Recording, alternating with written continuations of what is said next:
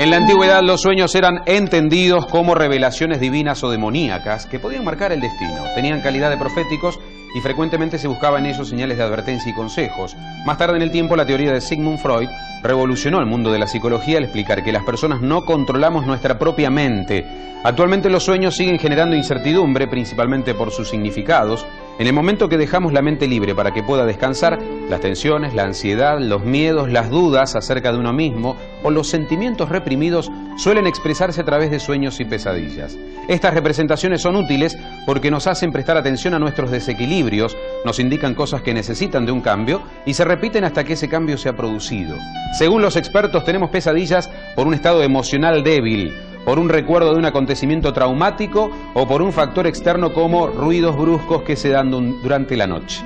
¿Cómo interpretar los mensajes de los sueños? ¿Se pueden evitar las pesadillas? Hoy en Plan A, vigilia para analizar los sueños. Así que la mente nunca descansa, entonces, por más que nosotros estemos absolutamente dormidos. Claudio Aldaz, como neurólogo, siempre hay funcionamiento allí neuronal, ¿no? Siempre lo hay, pero más precisamente en ciertas etapas, ciertos ratitos que hacen a los ensueños, que es el sueño REM. El sueño REM se le llama sueño activo también. Una fase del sueño, ¿no? Son varios bloques que se van haciendo y cada vez son más prolongados en la medida que la noche va transcurriendo. 4, 5, 6 veces por noche entramos en ese sueño REM, que es un sueño de mucha actividad cortical. Por eso que nos permitimos armar todas esas historias. ¿Y qué significado tienen esos sueños, esas imágenes, esos símbolos que se nos aparecen en sueños, Claudio? ¿Qué pasa? Encontrar un significado, por lo menos para mí, es bastante difícil, ¿no? Yo no tengo mucho conocimiento en la interpretación del contenido onírico. Básicamente en el estudio médico no nos metemos a analizar si sueña con tal o cual cosa. Simplemente si es un ensueño normal de un contenido, si se quiere, placentero o extraño nada más, o si es un ensueño con algo traumático, algo que genera mucha liberación de ciertas sustancias, con síntomas vegetativos asociados. Entonces ahí ya se transforma esto en una pesadilla. Entonces ya entramos en el grupo de las llamadas parasomnias. Claro, pero cada vez que dormimos soñamos, Claudio, ¿esto es así? Cada vez que dormimos no soñamos. Cada vez que dormimos no siempre soñamos. Tenía entendido que sí, que siempre había un sueño y que a veces no lo recordábamos. Eso es cierto, pero no es todo el tiempo del sueño. Es aproximadamente una cuarta parte de la noche que estamos en sueño REM. Ahí estamos en esa actividad. ¿Y por qué tienen algunos la capacidad de recordar lo que soñaron y muchos no? ¿Qué pasa, Claudio? Evocarlo, el contenido de un sueño es bastante complejo, ¿no? No hay una explicación científica. No hay una explicación razonable, ¿no? Creo que depende más de una cuestión emocional nada más.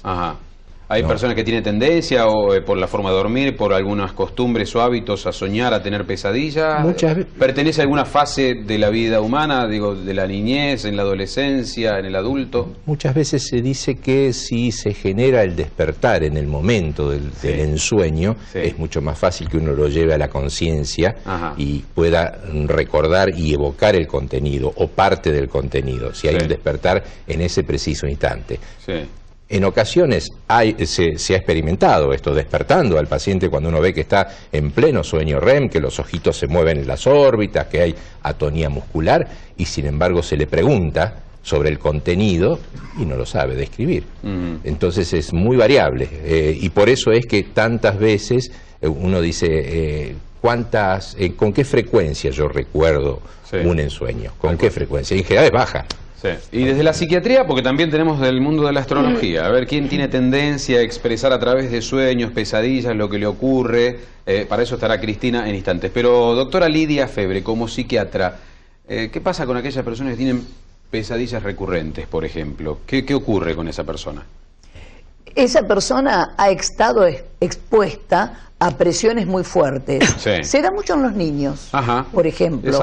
Hay hasta una etapa en que los niños no pueden manejar los miedos o bien el ambiente de estrés que esté en su hogar. Los niños no tienen poder para manejarlo, pero se sienten amenazados por el entorno. Como no lo pueden modificar, suelen aparecer entre los síntomas a ese entorno los sueños. Ajá. Y con características persecutorias, sí. Sueños que les dan miedo, sí. Que a veces inclusive son tan repetitivos que lo hablan antes de irse a dormir y lo mencionan. No, me quiero ir a acostar porque me va a aparecer la pesadilla. Claro. Que pase esto en un adulto ya no es tan normal que digamos, ¿no, Lidia? Quiere decir que no ha resuelto alguna situación. Ajá. De su presente. Sí. O de su pasado, porque en algunos casos situaciones traumáticas, sí. De mucho dolor, como por ejemplo golpes físicos que se dan durante la infancia, se pueden volver a soñar siendo un adulto, tal vez luego de los 30 o 40 años, claro. Sigue con la misma pesadilla, hasta tanto sí. No resuelva ese miedo que quedó marcado en su infancia. Por eso en este caso, Lidia, es necesario interpretar el sueño, sacarlo, contarlo y ver qué sucede, tal vez en una terapia. Es de la manera más práctica. Inclusive recién allí la persona toma contacto con el origen, claro. De esas imágenes sueltas, dispersas, pero que le generan tanta angustia. Bien. Al despertar. Vamos a establecer una videoconferencia con el licenciado Alejandro Parra, que lo conocemos todos, su aparición en los medios desde hace un tiempo a esta parte, justamente hablando de los sueños, y él que ha escrito libros sobre el tema. Alejandro, buenos días. La pregunta es, ¿qué valor tienen los sueños en las investigaciones que has llevado a cabo? Bueno, los sueños son sumamente valiosos en varios aspectos, sobre todo en el campo de la creatividad, de la espiritualidad y otros aspectos de la vida. Los sueños de alguna manera representan una forma, por sí mismos los sueños son terapéuticos. Ajá. Particularmente para aquellas personas que han pasado por situaciones traumáticas o críticas en su vida, y por lo general alcanzan cierto grado de recurrencia dependiendo de ciertos factores, a veces que involucran cuestiones de orden hormonales, claro.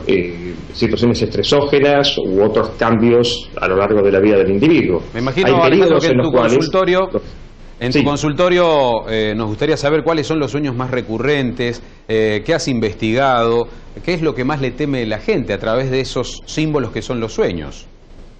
En términos generales, los sueños más recurrentes involucran situaciones en las, digamos, el 70% de los sueños, 65-70% de los sueños tienden a ser sueños de angustia. Ajá. Y de ahí que la gran parte de los sueños involucren emociones negativas. Sí. En general debemos distinguir lo que es la pesadilla del sueño de angustia. El sueño de angustia es el sueño en el cual la persona puede verse a sí misma o tener una experiencia negativa en un sueño, y la pesadilla no está representada a través de imágenes. Sí. Y además aparece como consecuencia de situaciones como por ejemplo estados febriles u otras situaciones que afectan la integridad del organismo. En el caso de los sueños de angustia, eventualmente estos sueños pueden convertirse en sueños recurrentes, y allí, bueno, a veces pueden ser incluso objeto de análisis psicoanalítico, o incluso pueden convertirse en objeto de análisis clínico. Claro, Alejandro, ¿y de qué manera interpretar los mensajes que nos dejan los sueños? Justamente tu libro se llama así, Sueños, cómo interpretar sus mensajes. ¿Cómo hacerlo cuando nos levantamos, cuando todavía lo recordamos? ¿De qué forma nos puede ayudar eso en nuestro día a día, en nuestra vida cotidiana? En términos generales, lo que debemos recordar es que ningún diccionario de sueños puede revelar ninguna información confiable, porque en general los sueños no se interpretan por los objetos, sino por la articulación de las diferentes situaciones emocionales y los objetos en general que aparecen en el sueño. O sea, si yo sueño con un zapato, sí, por dar un ejemplo absurdo, eso no significa que voy a recibir un regalo o cosa similar. Lo que uno debe tener siempre presente en el sueño es la manera en que el sueño entra en contexto con las situaciones emocionales. Recordemos que los sueños son predominantemente visoemocionales, o sea, son visuales porque implican justamente todo el área de la corteza prefrontal, las neuronas visuales, claro, y son emocionales porque implican fundamentalmente el sistema límbico. Pero además de esto, una característica importante a la hora de evocar o incubar sueños, que es la técnica mediante la cual tratamos de alguna manera producir un entrenamiento a la hora de evocar sueños y lograr interpretarlos, tiene que ver fundamentalmente con la firme convicción de la persona, minutos antes de irse a dormir, de tratar de recordar el sueño, y a lo largo de una semana, aunque no hay garantía de esto, hay una pequeña posibilidad de que la persona tienda a recordar más sueños en comparación con otros momentos en donde no tiene recuerdo del sueño. El recuerdo del sueño es un recuerdo a muy corto plazo. Sí. ¿Qué decís de los sueños premonitorios? ¿Existen? ¿Has tenido situaciones que vinculen a personas con sueños anticipatorios de lo que va a ocurrir luego? En términos generales, los sueños premonitorios ocupan aproximadamente el 30% del escenario onírico en general, ¿no? Dentro de los diferentes tipos de sueños. Ajá. Los sueños eróticos, por ejemplo, los sueños recurrentes, los sueños de angustia. Los sueños premonitorios ocupan alrededor del 30%. Y en estos casos, en general, las personas pueden tener dos tipos de sueños: los sueños realísticos o simbólicos. Los simbólicos son aquellos en los cuales aparecen representaciones visuales que simbolizan un evento que está por porvenir. En todo caso, lo que hay que distinguir claramente, y lo que la mayoría de la gente suele confundir, es lo que llamamos el sueño anticipatorio del sueño premonitorio. Ajá. La característica diferencial básica es que el sueño anticipatorio involucra por lo general un deseo no reconocido de la persona de determinada situación que luego se cumple, sí, y que no involucra ninguna cuestión paranormal.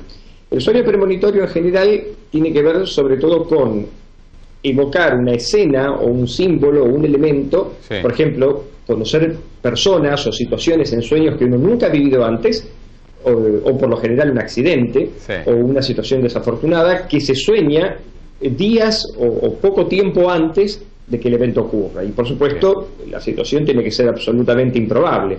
De modo tal que esta es la característica más distintiva del sueño premonitorio. Bien.